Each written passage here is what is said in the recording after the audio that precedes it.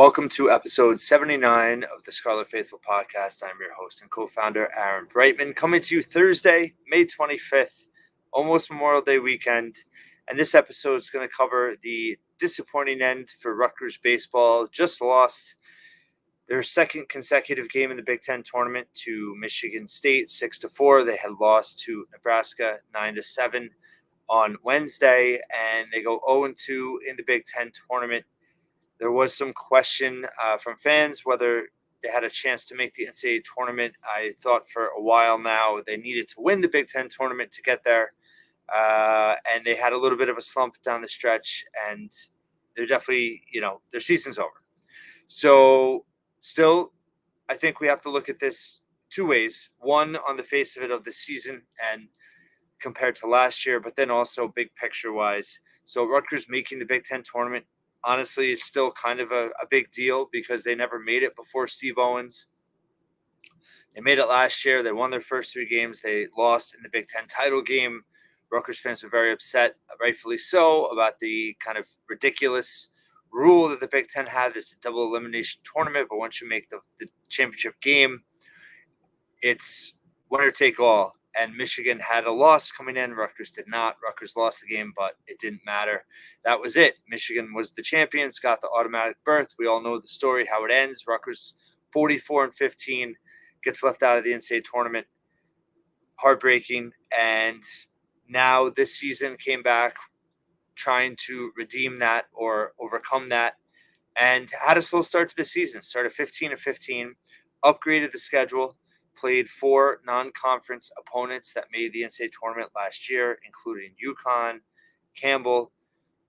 Ended up losing all those games. The UConn series was really frustrating because Rutgers played relatively well. Their offense, they hit very well. They essentially had a lead in the ninth inning. I believe two of those three games, they lost an extra innings in the game. All three games were right there at the end. And it kind of came down to pitching, and that's really, I think, the biggest story for the step back this year in terms of, Rutgers finished 33-23. Not bad. They were fifth place in the Big Ten, top half of the conference. A lot of veterans back in the lineup. Ryan Lasko, who will definitely get drafted. Chris Brito, who set the program record for home run and RBIs. Both of those guys will be gone now. Evan Slight, who had a really, really good year. He should be back. He's a junior. So hopefully he'll be back. But before I get ahead for who's next year, I think the lineup, a little bit slow to get going very early on, but then heated up. But then again, the bullpen really struggled throughout the year. And we saw it at the Big Ten tournament. It was kind of a microcosm of the year. In two losses, they had 16 walks, five hit by pitch. They hit five batters. They allowed 15 runs, 13 earned, but 16 walks and 16 hits. It's tough to win. 16 hits is not a lot for two games. It's not bad, but 16 walks and five hit batsmen. That's 21 runners in two games due to a lack of control, and it bit them. Unfortunately, the offense. They scored 7 runs in a loss to Nebraska. They were winning 6-3 yesterday and gave up six runs in a row. I believe it was the seventh inning. A little bit tired, but I think it was the seventh. I wrote about it. And then today it was tie game, and then they had 4 walks in the seventh inning and gave up 2 runs, and that was it. So Steve Owens has done a very good job in his tenure at Rutgers so far. He's a very good coach. The pitching is obviously an area of concern. I mean, I think harping on 3 freshmen that are really promising. Christian Coppola, first team All Big Ten. When Owens inserted him as the Friday starter midway through the season, he responded in an extremely positive way. Power pitcher, had 13 and 12 strikeouts respectively in 2 different games, was really a lockdown ace starter the last 6 weeks of the season. 5 of the 6 quality starts and really dominant. So he was just a freshman. You had Trevor Cohen, who was a staple in the lineup, started every game. He had some promising moments. He had just below 300. Not a lot of power, but really solid and a great addition. And then you have Maximus Martin, the highly regarded recruit, was drafted, came to Rutgers anyway, and he had some moments. He had some big home runs in midweek games this year, and hopefully can take the next step in his development. You should have Josh Kuroda Grauer, redshirt sophomore shortstop. He's really good. He had a very good year. He's on the watch list for that position, or I believe semifinalist. I really like him a lot, so he should be back. There's pieces. There's definitely pieces. Evan Slate, like I mentioned, should be back. Tony Santamaria was a player that was injured, and hopefully will be back next year. He was a key piece last year. They didn't, they had Andy Oxison was not bad at catcher. It's hard to replace Nick Simillo, who was really probably the best, should have been the player of the year in the Big Ten last year, led the Big Ten in multiple categories. He was tremendous, transfer from Manhattan. So hard to replace all of his production. But overall, I mean, the offense last year, they hit 320. This year, they hit 293, 94 as a team. They scored a ridiculous amount of runs last year, 565 in just under 60 games. They had a little over 400 runs this year and a few less games, but still averaged over 7 runs a game.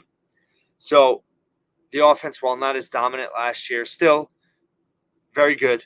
And it really came down to the pitching. Last year they had a 4.22 ERA. This year 4.56, and it was a big difference just in terms of that overall. Your offense is a little bit of a step back from last year, and their pitching did take a pretty big step back just in terms of. It seemed like in key spots in a lot of games this year, they lost a lot of close games in key spots where they lost leads. And so here we are. So overall, not a bad season. 10 games above 500 is a good season. Top half of the Big Ten Conference finish is a good season. Steve Owens has raised expectations just because of his success that he's had. And he'll have to, do a lot of work in terms of recruiting in the offseason. I think he's utilized the transfer portal pretty well, and we'll see what he does. I'm not too familiar with the recruiting class. I know it's generally thought of as pretty good, what's coming in. Obviously, player development is key. But, obviously people had high expectations, and in terms of whether those expectations were fair or not, I know he had really high expectations. I had him on the podcast at the start of the season, and he was really excited about what his team could do. He really did harp on the pitching and how far it could take them. Drew Conover was a pitcher that got drafted, transferred from Seton Hall, came back, kind of converted him as a starter, struggled early on, went back to the bullpen, ended up being the Saturday starter. He had a relatively good season as well. So you had a lot of, 8 different players earned all Big Ten honors. Lasco and Brito, kind of 2 program greats. Lasco, one of 20 players, have 200 hits now. He got his 200th hit yesterday, but he's a big pro prospect, and he just can't see him returning. He's got a really high ceiling and should be drafted in the first 10 rounds, I would think. And then Brito, I'm not sure if he'll get drafted or not, but the consummate slugger for Rutgers over the last few years, and will go down. I mean, he is the program's all-time leader in home runs and RBI. So a lot to replace, a lot of promising pieces returning.